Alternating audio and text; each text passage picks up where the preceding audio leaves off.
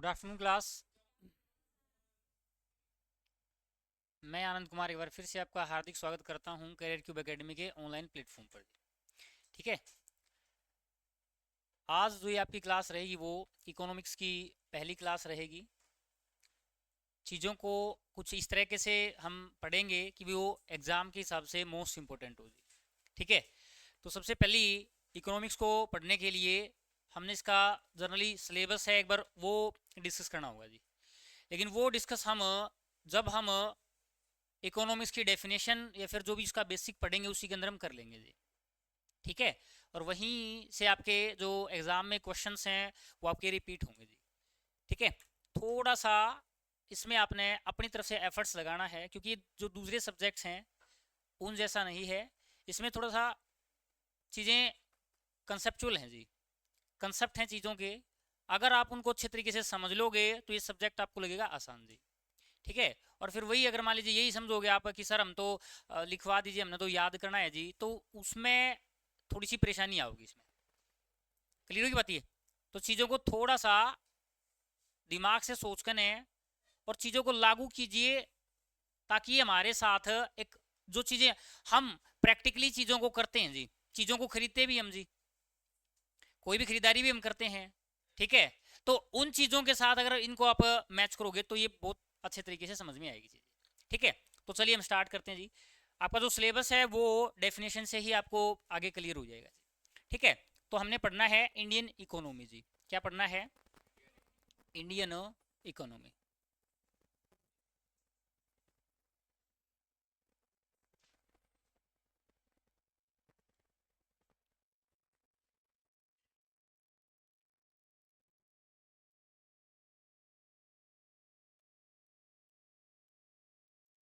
ठीक है, तो इंडियन इकोनॉमी को हमने पढ़ना है तो हम यहीं से क्या करते हैं, इसको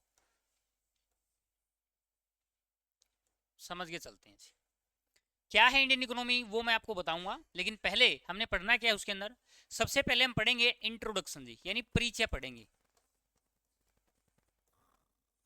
इंट्रो पढ़ेंगे इसका भाई। ठीक है, दूसरा हम इसके अंदर पढ़ेंगे टाइप भाई। ठीक है, इकोनॉमी जो होती है, जो अर्थव्यवस्था होती है उसके कितने टाइप हैं। तीसरा हम पढ़ेंगे सेक्टर जी। ठीक है, अक्षेत्र बोलते हैं जी, ये हो गया प्रकार। समझ में आई बात ये?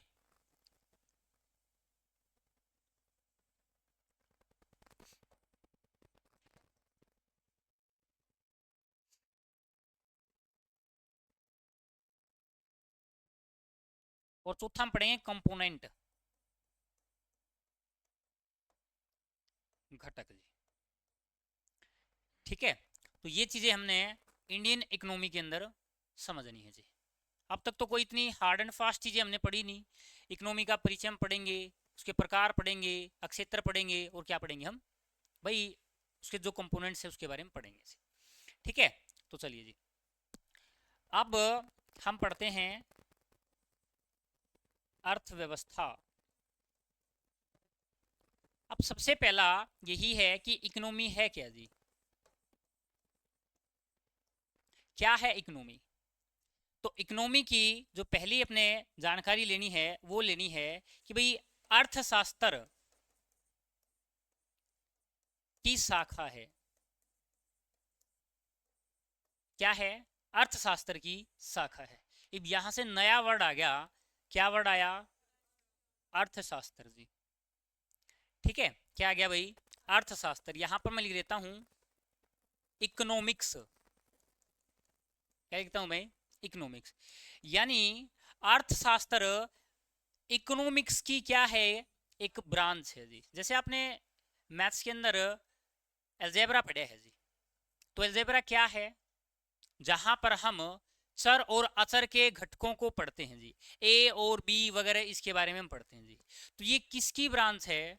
ये हमारे मैथ्स की क्या है, एक ब्रांच है जी। जियोमेट्री हम पढ़ते हैं जी, जियोमेट्री क्या है? मैथ्स की क्या है, एक ब्रांच है। तो ऐसे ही अर्थशास्त्र की शाखा क्या है? अर्थव्यवस्था है जी। क्लियर होगी बात ये? तो यहां पर जो नया वर्ड आया है वो कौन सा आया है? अपना अर्थशास्त्र आया जी। तो पहले इसे अर्थशास्त्र के बारे में हम जानेंगे जी। क्लियर होगी बात ये? तो आगे ही ले लेते हैं, जिसकी बाद में जहां और डेफिनेशन वगैरह इसकी लिखनी होंगी। तो यहां पर मैंने लिखा इकोनॉमिक्स। तो सबसे पहला तो वर्ड ये है जो एग्जाम में भी क्वेश्चन आया है कि इकोनॉमिक्स किस लैंग्वेज का वर्ड है जी। ठीक है, इकोनॉमिक्स किस भाषा का शब्द है? तो आपने बताना है ये ग्रीक भाषा, ग्रीक भाषा मतलब यूनानी भाषा का शब्द है जी। कौन सी भाषा का शब्द है भैया? यूनानी भाषा का शब्द है। ठीक है, और इसको यूनानी भाषा में कहा जाता है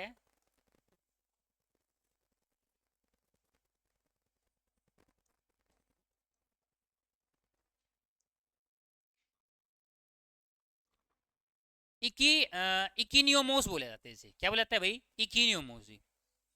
तो यहां पर जो ये आई के आई है, इसका मीनिंग होता है हाउस।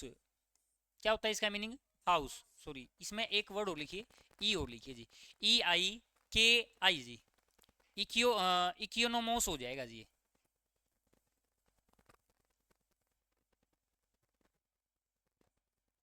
ई आई के आई नोमोस, ये हो जाएगा भाई। ठीक है, इकियोनोमोस जी। अब ये जो इक्कियो जो है, इक्की का मतलब होता है हाउस, और नोमोस का जो मतलब होता है वो होता है मैनेजमेंट जी। क्या होता है भाई? मैनेजमेंट। मैनेजमेंट को हिंदी में बोलते हैं प्रबंधन। क्या बोलते हैं हम? प्रबंधन कहते हैं जी। ठीक है, और हाउस को क्या बोलते हैं हम? घर।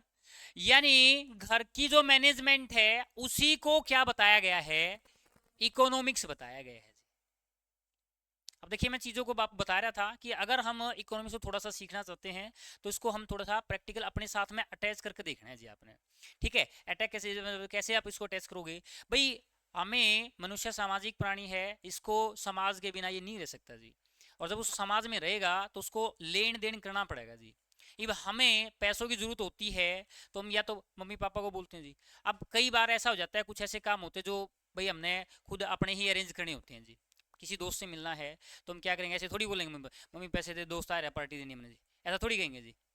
तो हम क्या करेंगे भाई? इधर उधर अगर हमारे पास है तो ठीक है, नहीं तो इधर उधर से हम करेंगे एडजस्ट भाई। क्लियर होगी बात ये? तो हम अपने दोस्त से क्या करते हैं? पैसे उधार ले लेते हैं भाई।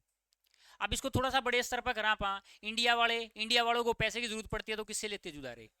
वर्ल्ड बैंक से लेते हैं भाई। किसी पड़ोसी देश है, अमेरिका तो ले ले हैं, पाकिस्तान में दे दे है।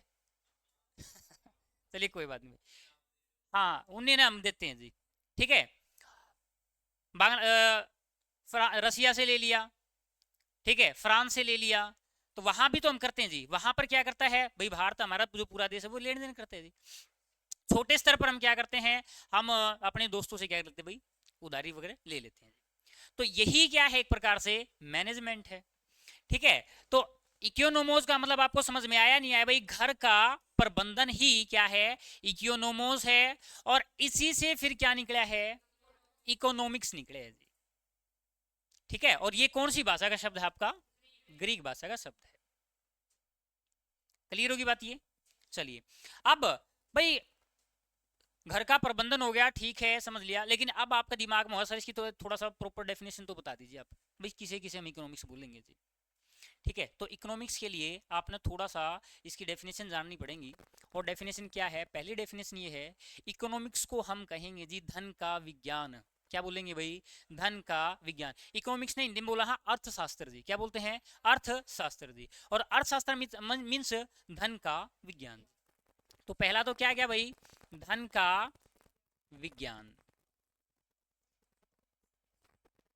ठीक है, और बताइए।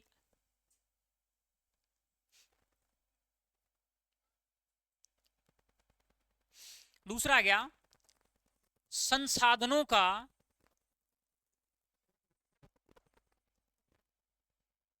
इससे पहले आप ये लिख लीजिए,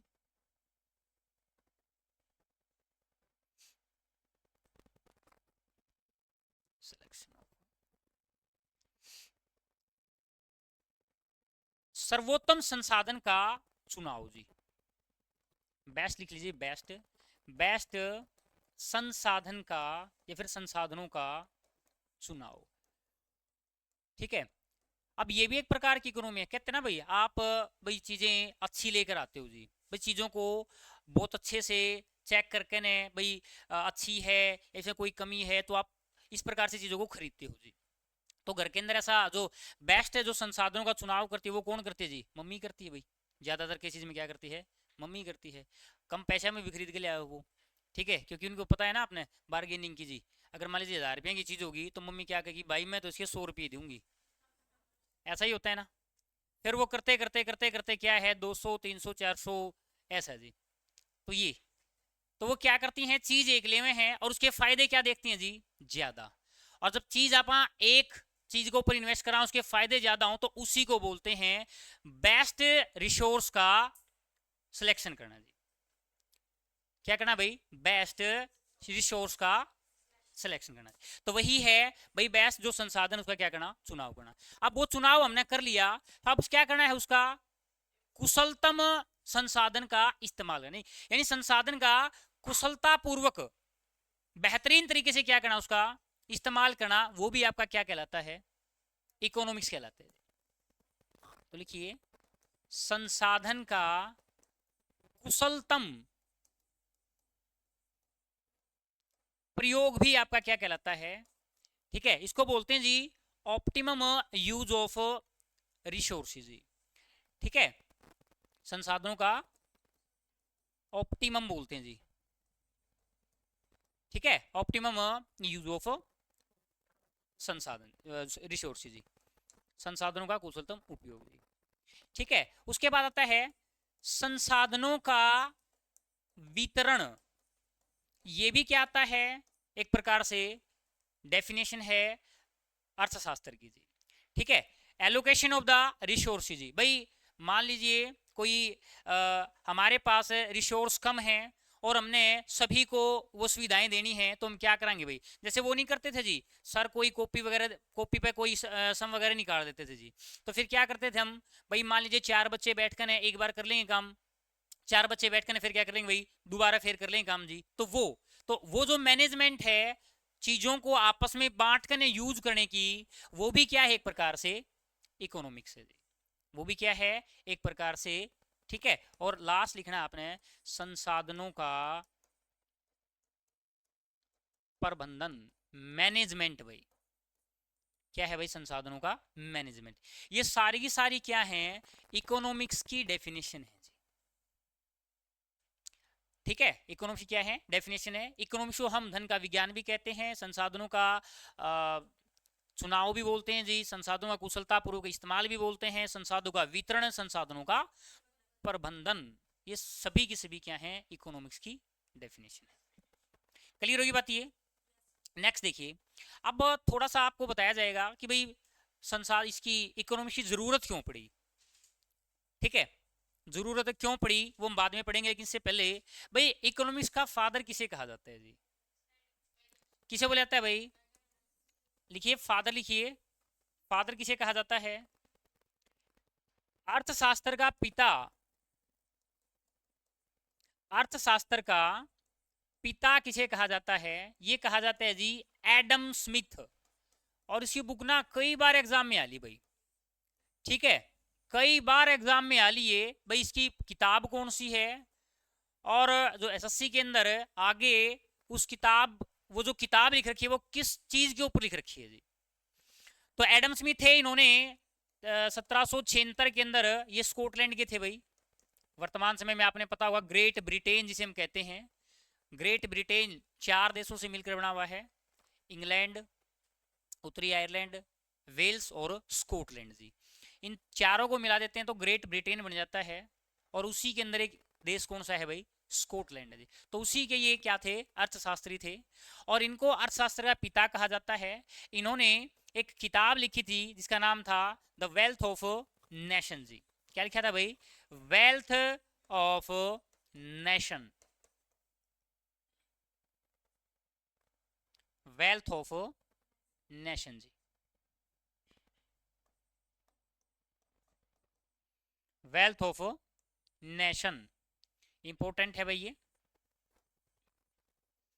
ठीक है। तो 1776 में ने एडम स्मिथ ने किताब लिखी थी, इसका नाम था वेल्थ ऑफ नेशन। और ये जो किताब थी, ये किताब किसके ऊपर बेस्ड थी भाई? ये थी टैक्सेशन पर भाई। किसके ऊपर थी ये? यानी एक प्रकार से गुड टैक्सेशन के ऊपर बेस्ड थी ये किताब। मतलब किसी भी देश के अंदर, ठीक है, कि भाई जो टैक्स के नियम है जी, सरकार चलती है किसके पैसे से चलती है? हमारे पैसे से चलती है जी। और हम जो सरकार को देते हैं उसे हम क्या बोलते हैं? टैक्स बोलते हैं। क्या बोलते हैं भाई? टैक्स बोलते हैं जी। सरकार हमसे पैसा लेती है, ठीक है, और उस पैसे को हम एक प्रकार से किस नाम से जानते हैं भाई? टैक्स के नाम से जी। कोई भी देश है जी, वो कोई भी किसी भी देश की सरकार है, वो किस पर चलती है भाई? टैक्स के ऊपर चलती है जी। तो इन्होंने बताया कि भाई एक अच्छा कोई विकसित देश है, उसके अंदर जो टैक्सेशन होता है वो हमेशा क्या होता है भाई? गुड होता है जी। तो क्या क्या इन्होंने इस टैक्सेशन के सिद्धांत बताए हैं, वहां से पेपर में क्वेश्चन आया था जी। तो इन्होंने 4 सिद्धांत बताए हैं इन्होंने इसके अंदर, यानी 4 चीजों का जिक्र किया है। पहला आ गया कैनन ऑफ इक्वेलिटी। इसको बोला जाता है जी समानता का सिद्धांत।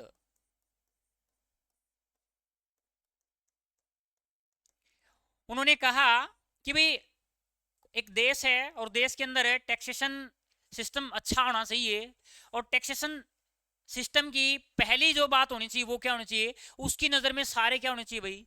समान होने चाहिए जी। चाहे वो अमीर है चाहे वो गरीब है जी। ठीक है, ये ऐसा नहीं आपने कहना कि भाई अमीर लोग हैं वो टैक्स कम देंगे, या फिर जो गरीब लोगों को क्या देंगे भाई? ज्यादा देंगे जी। ठीक है, चाहे अमीर हो चाहे वो गरीब हो, क्या दें भाई? सारे के सारे एक समान टैक्स दें जी। तो उसको बोला गया है कैनन ऑफ इक्वालिटी। कैनन का मतलब होता है सिद्धांत जी। ठीक है। दूसरा आ गया कैनन ऑफ अरे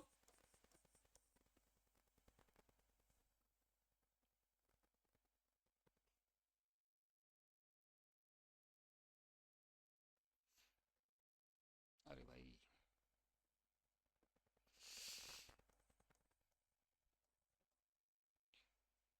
कन्वीनियंस भाई।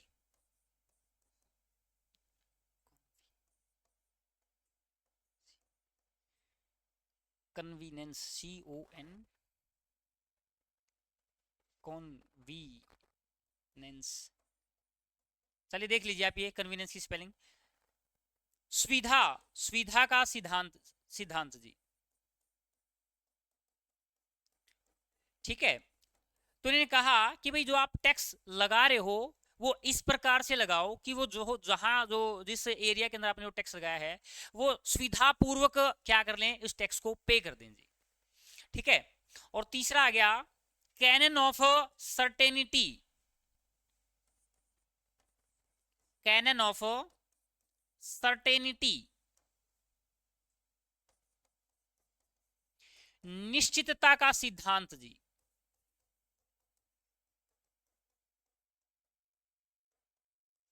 और फोर्थ है कैनन ऑफ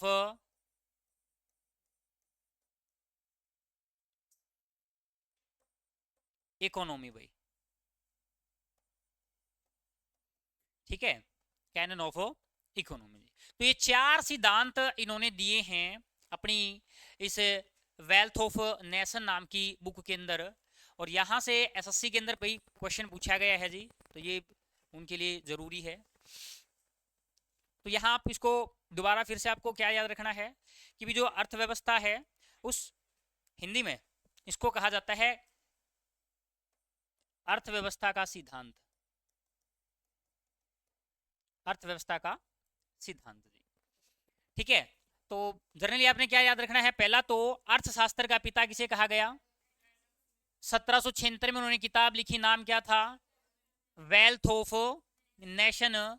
और इस वेल्थ ऑफ नेशन के अंदर उसने उन्होंने किस चीज का जिक्र किया है? एक अच्छे टैक्स सिस्टम का जी। कराधान यानी टैक्स लागू करने के एक सिस्टम का उन्होंने जिक्र किया है। और उस टैक्स सिस्टम के अंदर उन्होंने कितनी बातों के ऊपर जोर दिया है? 4 बातें। पहला तो इक्वेलिटी, कन्वीनियंस, सर्टेनिटी और इकोनॉमी। ठीक है, तो आप इसको याद रखोगे CCEE जी। क्या याद रखोगे? CCEE। देखिए CCEE और डबल ई, ठीक है, याद रखना आपने। Canon of equality, certainty, convenience, economy, ठीक है। तो ये 4 नियम इन्होंने एडम स्मिथ ने अपनी इस किताब के अंदर बताए हैं जी, ठीक है। चलिए एक इंटरेस्टिंग फैक्ट बताता हूँ जी मैं। दुनिया के अंदर जितना भी पैसा है जी, क्या है, दुनिया के अंदर जितना भी पैसा है वो लगभग उसका आधा पैसा दुनिया के लगभग 7% लोगों के पास है जी। जितना पैसा है उसका आधा पैसा किसके पास है, केवल 7% लोगों के पास है जी, ठीक है। अगर पूरी दुनिया में 100 रुपये हैं तो 7 लोग कितने रुपये हैं भाई, 50 रुपये, और बाकी 93 के पास हैं 50 हैं जी, ठीक है। तो ये चीज़ें हैं, लेकिन फिर भी हमने क्या करना है, इतना पैसा होने के बावजूद वो पूरी दुनिया के अंदर घूमने लग रहा है। वो घूम किसकी वजह से रहा है, मैनेजमेंट की वजह से। किस वजह से घूम रहा है भाई वो, मैनेजमेंट की। और मैनेजमेंट, मनी का मैनेजमेंट ही क्या कहलाता है आपका, इकोनॉमिक्स कहलाता है। क्लियर होगी बात ये। चलिए तो यहाँ तक आपकी चीजें समझ में आई है, नहीं आई है? यहाँ तक हमने क्या पढ़ा है, सिर्फ ये पढ़ा है। एक तो डेफिनेशन पढ़ी थी, धन का विज्ञान है, ठीक है, संसाधन है, संसाधनों का चुनाव है, यानी सर्वोत्तम संसाधन का चुनाव करना अपन है। उसके बाद संसाधनों का क्या करना है, प्रबंधन करना है, या फिर उसके बाद संसाधनों का क्या करना है, वितरण करना है जी। क्या करना है भाई, वितरण। वितरण का मतलब होता है एलोकेशन, बांट कर चीजों का क्या करना, इस्तेमाल करना जी। समझ में आई बात ये, ठीक है। तो वापिस आ जाइए अपने फर्स्ट पेज के ऊपर।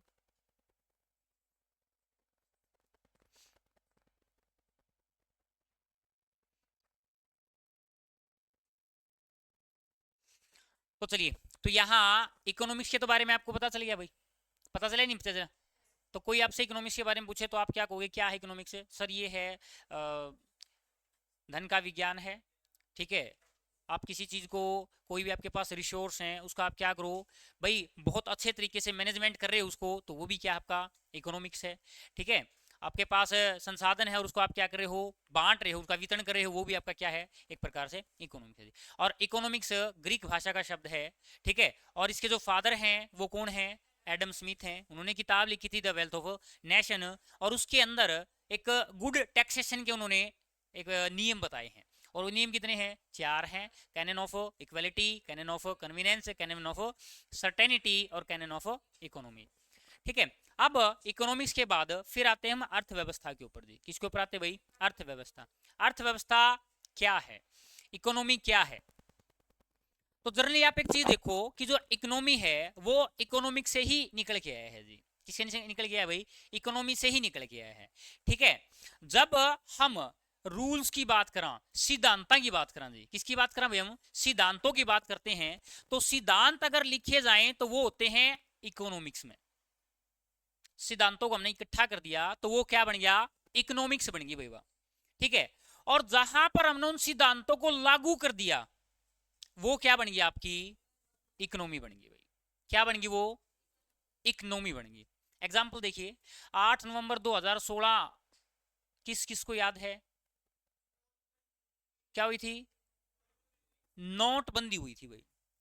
अब नोटबंदी हुई थी तो क्या था कि भाई जो भारत के प्रधानमंत्री उन्होंने कहा कि भाई काले धन को अगर बाहर निकालना है तो हमने एक रूल को फॉलो करना पड़ेगा, एक सिद्धांत लागू करना पड़ेगा जी। हमने क्या सिद्धांत लागू करना पड़ेगा सर, नोट बदलने पड़ेंगे।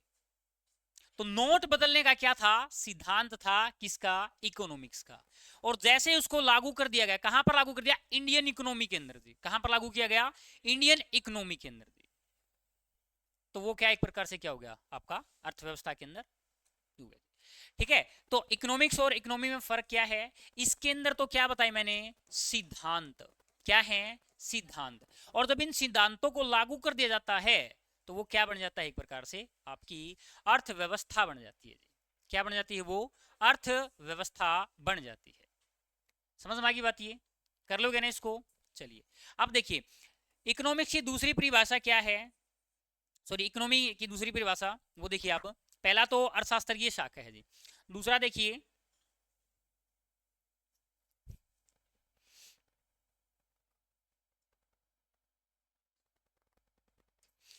इकोनॉमी के अंदर हम आर्थिक क्रियाओं का, आर्थिक क्रियाओं का अध्ययन एवं विश्लेषण करते हैं जी। अध्ययन एवं विश्लेषण करते हैं।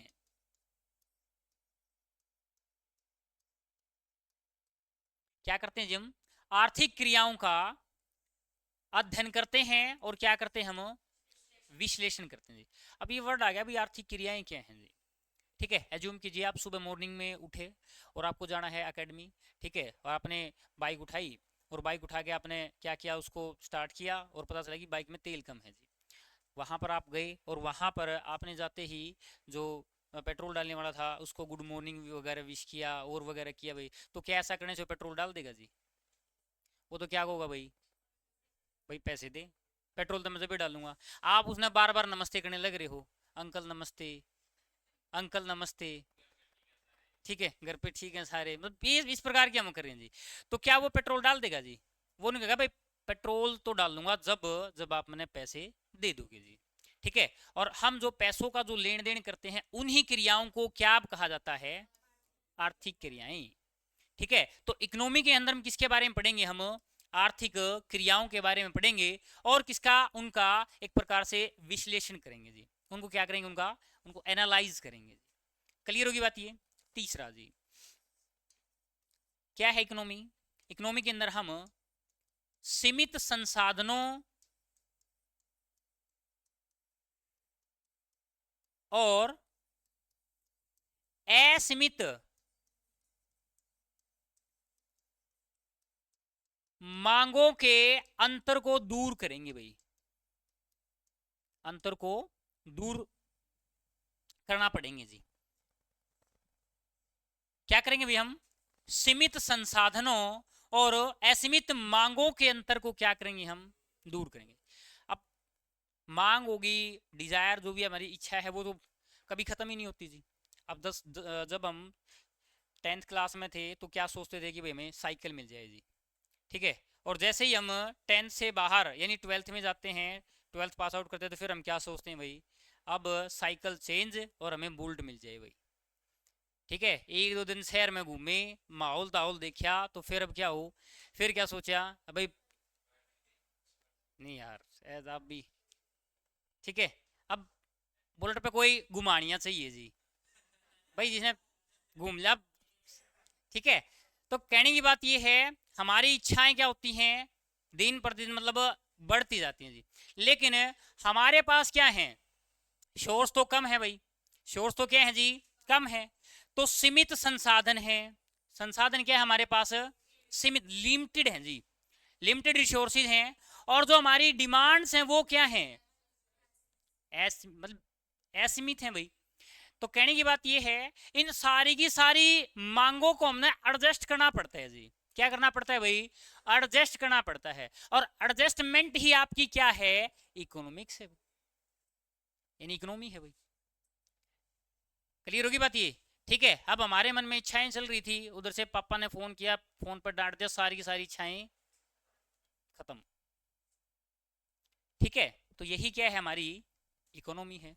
तीसरा, अब जैसे मान लीजिए जो भी हमने, अगर अपनी जो डिमांड्स हैं उसको कंप्लीट करना है, तो उसके लिए हमने क्या करना चाहिए? क्या किसकी जरूरत पड़ेगी? हमने पैसे की जरूरत पड़ेगी भाई। पड़ेगी या नहीं पड़ेगी जी? अब वो पैसा कहां से आएगा? वो देखिए भाई, फोर्थ पढ़ना है आपने। अब वो पैसा कहाँ से आएगा? या तो हम खेती से, मतलब एग्रीकल्चर में इन्वॉल्व हुआ, वहां से पैसा मिलेगा जी। या हम कोई व्यापार करा, या तो फिर भाई हम सरकारी नौकरी लग जाए जी, सेवा करा, उससे हमें पैसा मिलेगा जी। तो क्या है?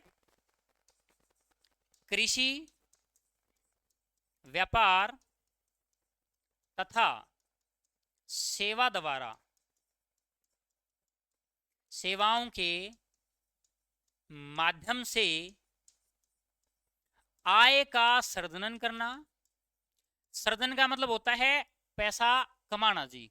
ठीक है, आय का क्या करना भाई? सृजन करना एवं लोक कल्याण सुनिश्चित करना जी,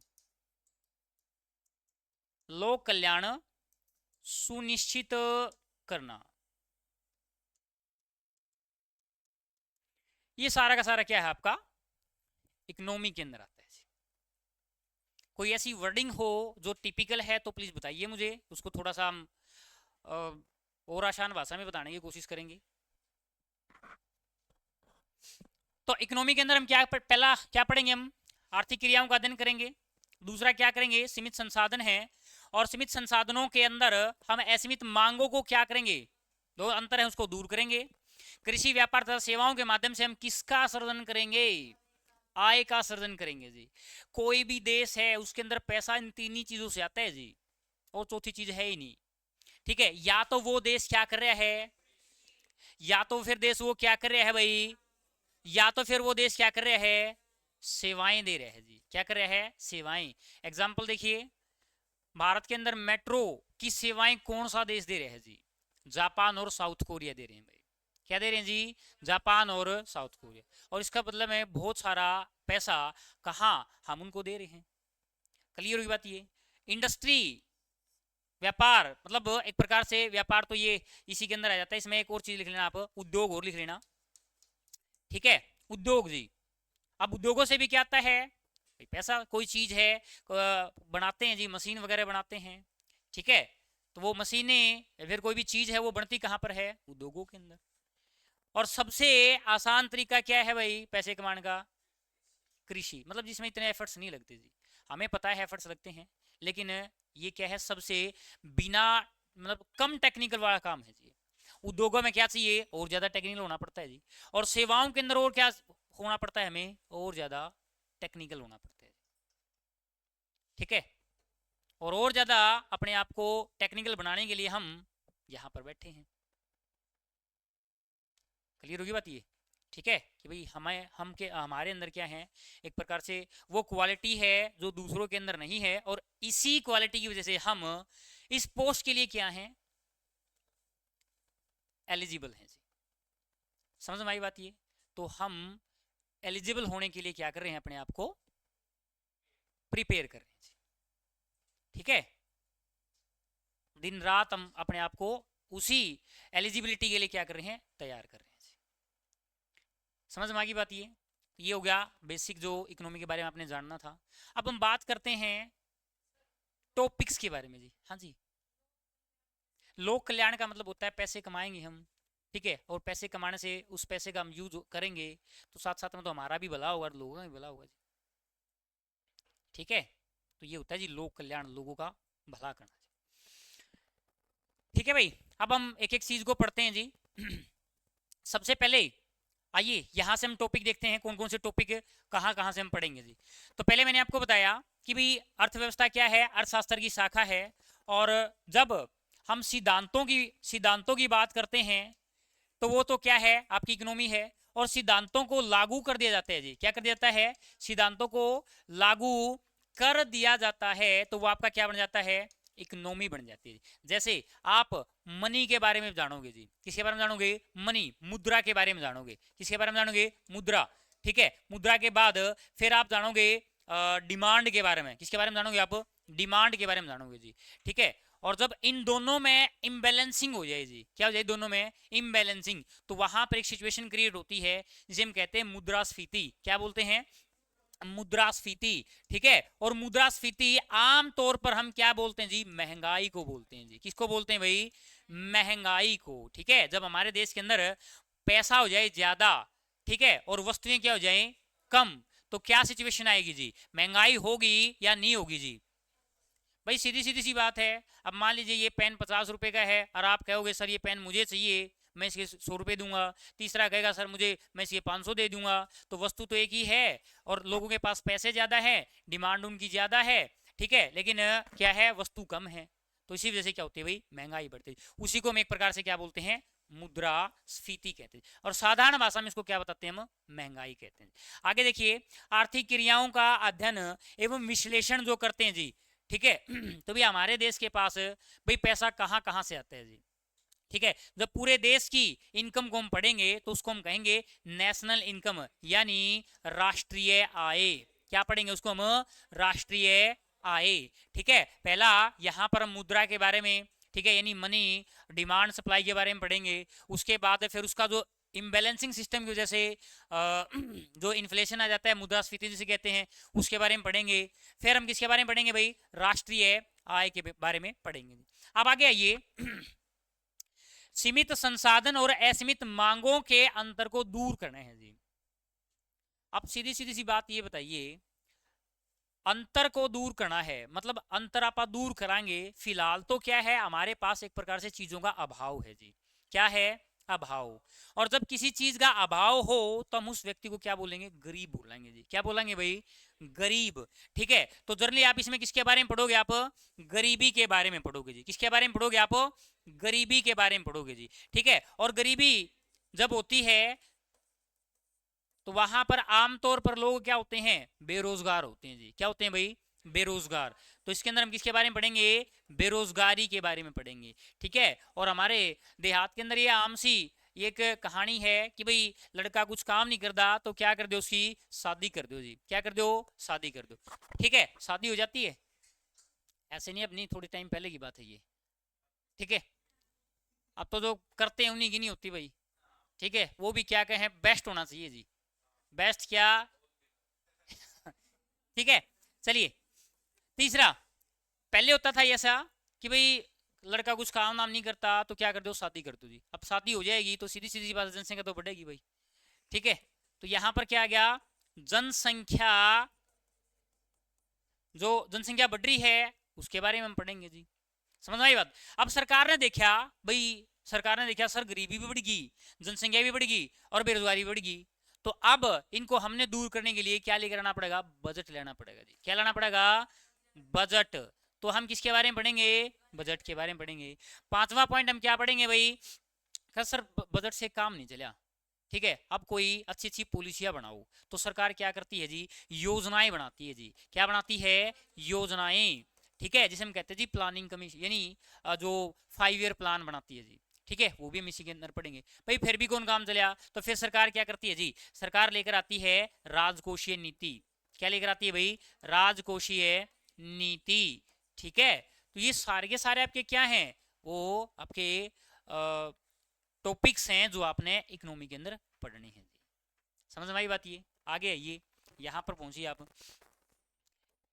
ठीक है, अब जनरली हमने किसके बारे में पढ़ना है? अब हमने पढ़ना है कृषि के बारे में।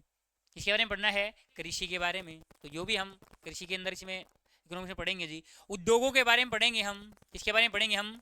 उद्योगों के बारे में पढ़ेंगे। और हम किसके बारे में पढ़ेंगे फिर? हम सेवाएं। और सेवाएं आपको पता है क्या क्या है? बैंकिंग भी क्या है? एक सेवा है। क्या है? बैंकिंग भी क्या है? इसके अंदर सेवा है।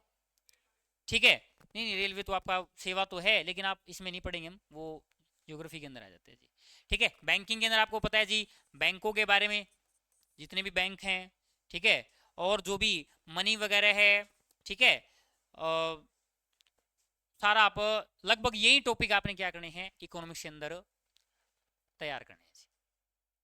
ठीक है, और जो भी साथ में प्रीवियस क्वेश्चन होंगे वो आपको करवा दिए जाएंगे। क्लियर हुई बात? ये तो क्या क्या हमने पढ़ा है एक बार मैं थोड़ा सा और बता देता हूँ, क्योंकि ये जो क्लास है ना जी इकोनॉमी वाली, एग्ज़ाम के लिए इम्पोर्टेंट है, लेकिन मैंने आपको पहले ही बताया था हल्का सा ये दूसरे सब्जेक्ट से हल्का सा, ज़्यादा नहीं, बस हल्का सा ज़्यादा ध्यान देने वाला सब्जेक्ट है जी। अगर इस पर ध्यान आप देते हो तो ये चीज़ें आपकी पकड़ में आ जाएंगी जी। और चीज़ों को कोशिश करना आप इसको अपने साथ साथ में प्रैक्टिकली लेकर चलो जी। ठीक है, तो हमने किसके बारे में पढ़ा था? Indian economy. इकोनॉमी के बारे में हमें पता चल गया इकोनॉमी क्या है भाई। इकोनॉमिक्स के जो रूल हैं, जो सिद्धांत है, जब उसको किसी एरिया के अंदर लागू कर दिया जाता है तो वो क्या बन जाता है? इकोनॉमी बन जाता है जी। क्या बन जाता है भाई? इकोनॉमी बन जाता है जी। तो फिर इकोनॉमिक्स क्या हो गया? इकोनॉमिक्स एक ग्रीक भाषा का शब्द है, ठीक है, जिसका जो निकला है इकोनोमोस से जी, जिसका मतलब होता है मैनेजमेंट ऑफ हाउस जी। ठीक है, इसको बनाने वाले कौन थे? बनाने वाले थे एडम स्मिथ, जिन्होंने 1776 के अंदर एक बुक लिखी जिस बुक का नाम था वेल्थ ऑफ नेशन। और वेल्थ ऑफ नेशन किसके ऊपर बेस्ड है? कराधान के नियम के ऊपर है जी। किसके ऊपर बेस्ड है भाई? कराधान के नियम के ऊपर है। और 4 उन्होंने कराधान के नियम बता रखे हैं, canon of equality, canon of certainty, canon of convenience और कैनन ऑफ इकोनॉमी। ठीक है, डबल सी डबल ई, इससे आप याद रख सकते हो जी। ठीक है, और उसके बाद फिर हमने थोड़ा सा इकोनॉमी के बारे में पढ़ा। ठीक है, अब जो नेक्स्ट हम पढ़ेंगे टाइप पढ़ेंगे जी। हम क्या पढ़ेंगे भाई? टाइप। ठीक है, कि जो अर्थव्यवस्थाएं वो कितने प्रकार की होती हैं जी। तो जनरली आपने जानना है अर्थव्यवस्थाएं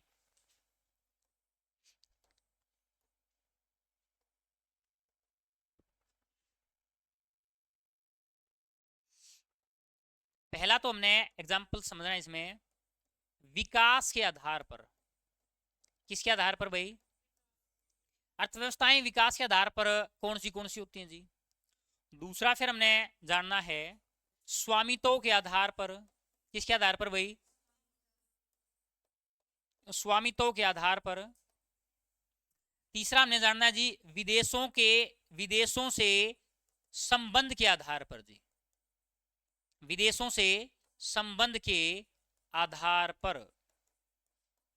ठीक है, अब विकास के आधार पर जो अर्थव्यवस्थाएं हैं वो क्या होगी? या तो कोई विकसित अर्थव्यवस्था होगी भाई। क्या होगी भाई? विकसित। विकसित का मतलब जैसे अमेरिका है भाई। क्या है? अमेरिका है जी। रसिया है, फ्रांस, जापान है, ये क्या है? विकसित अर्थव्यवस्था है जी। ठीक है, दूसरा क्या गया भाई? विकासशील। कल आप इसमें पढ़ाएंगे विकसित में विकासशील में क्या फर्क है जी। भारत कैसी अर्थव्यवस्था है? विकासशील अर्थव्यवस्था है जी। ठीक है, यहां पर छोटा सा मैं आपको एग्जांपल देता हूं जी। भाई भारत के विकास के लिए हमने इंजीनियर की जरूरत थी। किसकी जरूरत थी भाई?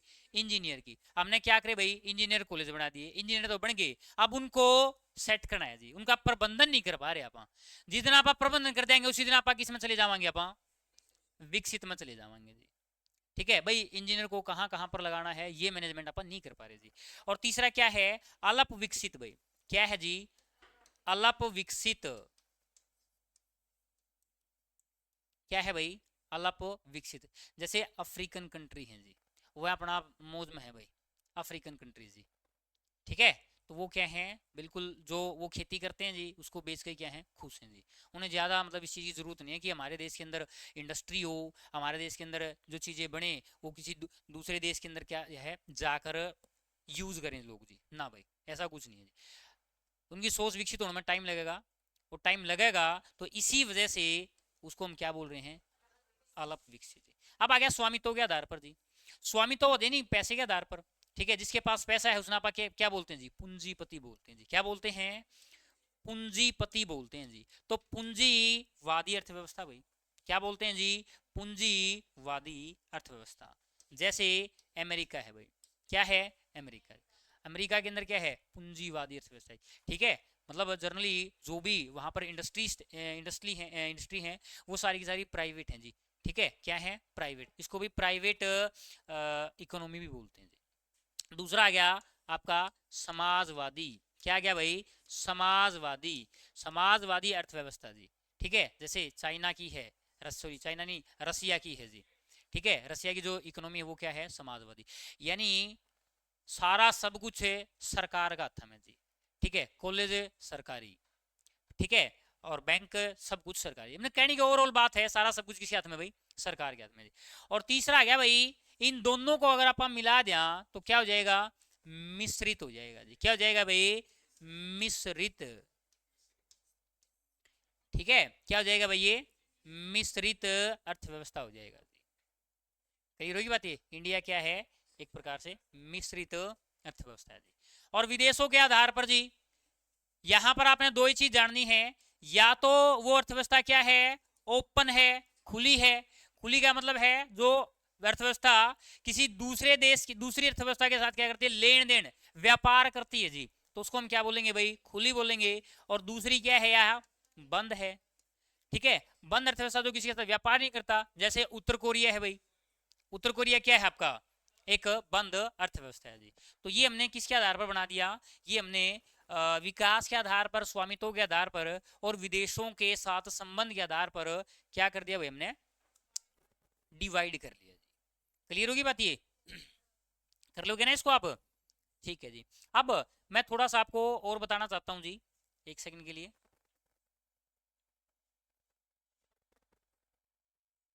नेक्स्ट ही पेज ले लेते हैं जी। ठीक है, जो इकोनॉमिक्स है,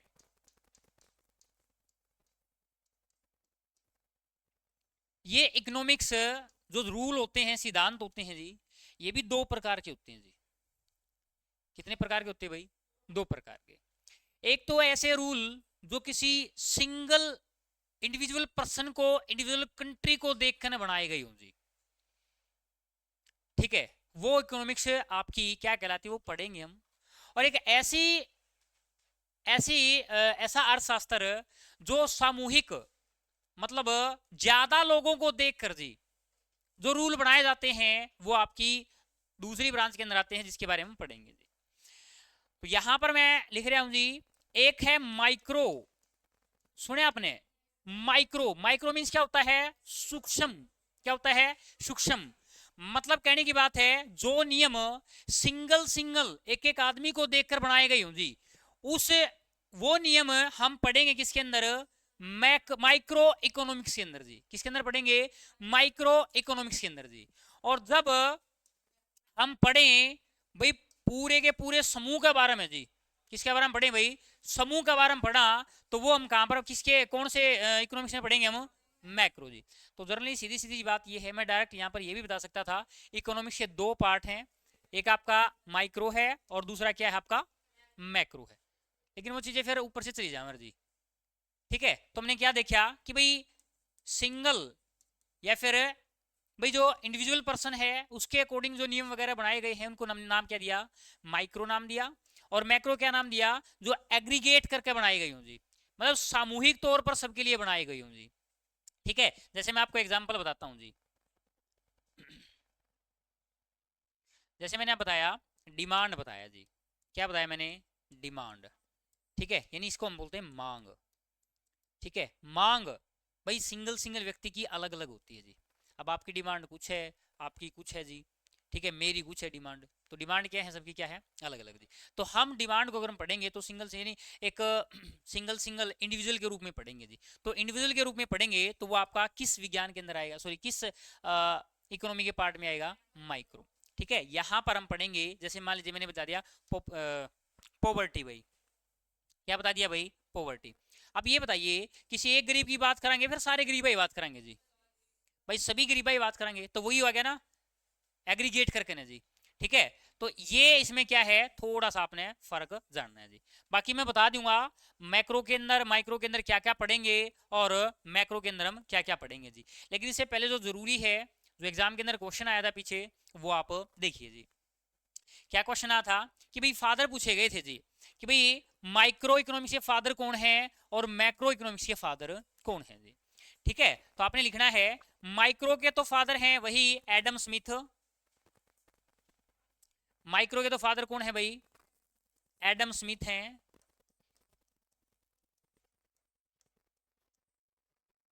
ठीक है, और मैक्रो के फादर कौन है भाई? जे एम किन्स। क्या नाम बताया भाई? जे एम किन्स। ये भी ये इंग्लैंड के हैं। ठीक है, अब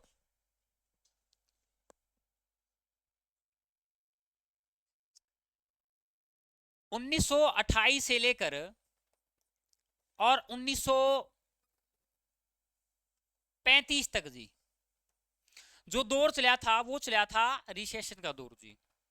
महामंदी बोलते जिसे जी, क्या बोलते हैं? महामंदी। हाँ जी, 28 से 35 है भाई।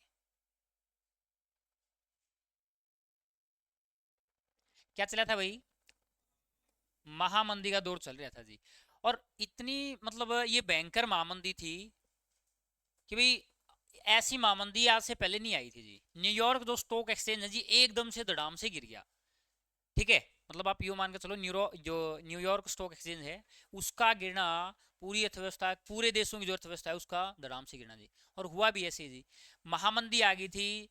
ठीक है, और क्या नाम है, इंडस्ट्रीज वगैरह बहुत स्पीड से बंद हो रही थी जी। और लोगों को ऐसा लगने लगा था कि जो मानव ने अब तक जो विकास किया है वो विकास सारा का सारा क्या हो गया, बिल्कुल खत्म हो जाएगा जी। तो इसी बीच एक शास्त्री आते जी, जिनका नाम था J.M. कीन्स। ठीक है, उन्होंने जो थ्योरी दी, जो किताब में अपनी जो अपनी थ्योरी दी, उस थ्योरी को फॉलो करने के बाद फिर क्या हुआ भाई, एकदम से महामंदी खत्म हो गई जी। और उन्होंने क्या कहा, उन्होंने सिर्फ एक बात कही थी कि आप जो ये चीजें कर रहे हो ना, आप इंडिविजुअली छोड़ दीजिए जी। आप किसको लेकर चलिए, एग्रीगेट होकर लेकर चलिए जी, चीजों को एग्रीगेट करके चलिए जी। क्लियर होगी बात ये। यहां पर सिंगल आप डिमांड पढ़ रहे थे, अब आप क्या करो, एग्रीगेट डिमांड पढ़ो जी। आप यहां पर क्या पढ़ रहे थे, सप्लाई पढ़ रहे थे, तो आप एग्रीगेट सप्लाई पढ़िए जी। ठीक है, आप बजट के बारे में पढ़िए आप, और जो बजट है वो बजट किसके लिए आता है जी, पूरे देश के लिए आता है जी, या फिर किसी एक एक व्यक्ति को देखकर बजट लिया जाता है जी, तो पूरे देश के लिए लिया जाता है। समझ में आई बात ये। ठीक है, तो आगे आपने बताना है माइक्रो व मैक्रो, जो ये नाम दिए थे रेगनर फ्रिंच के द्वारा दिए गए थे जी। रेगनर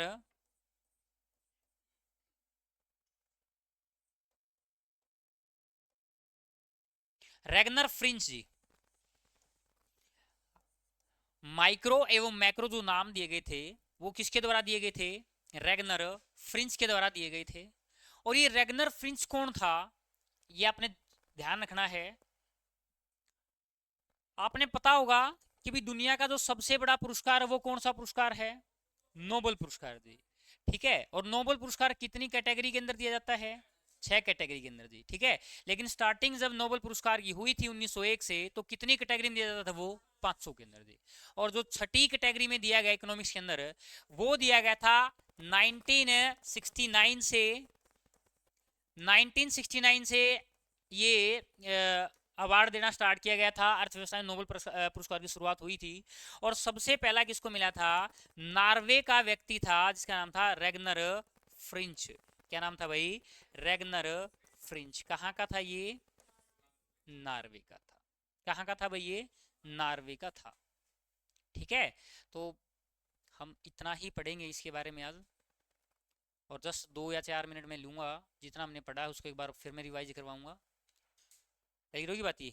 ठीक है, चलिए जी, अब 1 सेकंड के लिए आप रुकिए।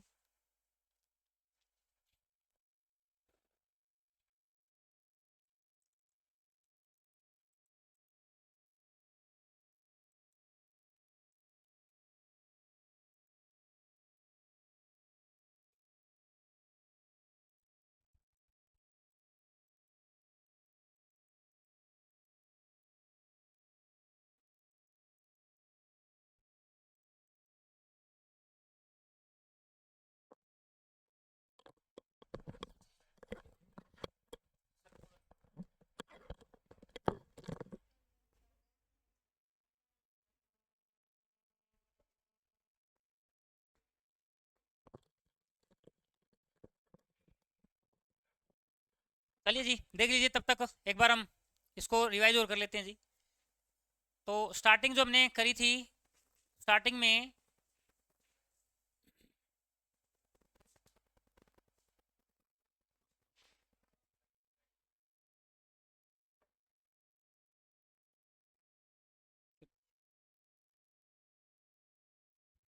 चलिए देखिए एक बार, जो हमने स्टार्टिंग जो करी थी वो करी थी इंडियन इकोनॉमी से। और इंडियन इकोनॉमी में